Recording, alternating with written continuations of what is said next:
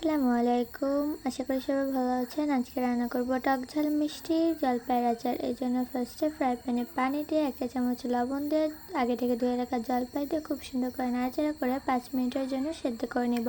এবার সেদ্ধ হয়ে গেলে জলপাইগুলো নামিয়ে নিব। দেখতেই পাচ্ছেন জলপাইটা এরকম কালার আসবে।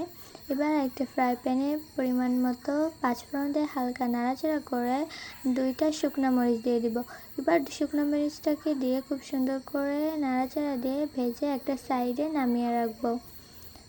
এবার ফ্রাই প্যানে সরিষার তেল দিয়ে 2টা দারুচিনি, 2টা তেজপাতা, 4-5টা লবঙ্গ, 4-5টা এলাচ দিয়ে হালকা নাড়াচাড়া করে আগে যে আমরা জলপাইটা সেদ্ধ করেছিলাম সেটা আমি ম্যাশ করে নিয়েছি। এবার দিয়ে দেবো 1.5 কাপের মতো চিনি দিয়ে খুব সুন্দর করে নাড়াচাড়া করে মিশিয়ে নিব। দেখতে পারতেছেন চিনি থেকে পানি গলতেছে। পানিটাকে টানাই নিলে আমাদের জলপাই আচারটা রেডি হয়ে যাবে। আমি খুব সুন্দর করে মিশিয়ে নিচ্ছি, আর এটা অনেক টাইম নিয়ে কাজ করতে হবে।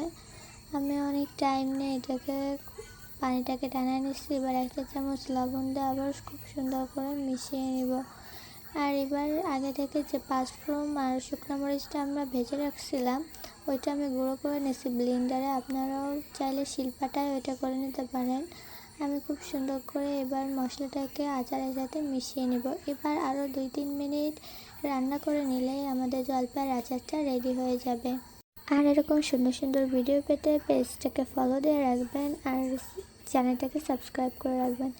এবার নামিয়ে পরিবেশন করলে রেডি আমাদের সুন্দর জলপাইয়ের আচার। আজকে এখানেই শেষ করলাম। আশা করি সবাই ভালো থাকবেন।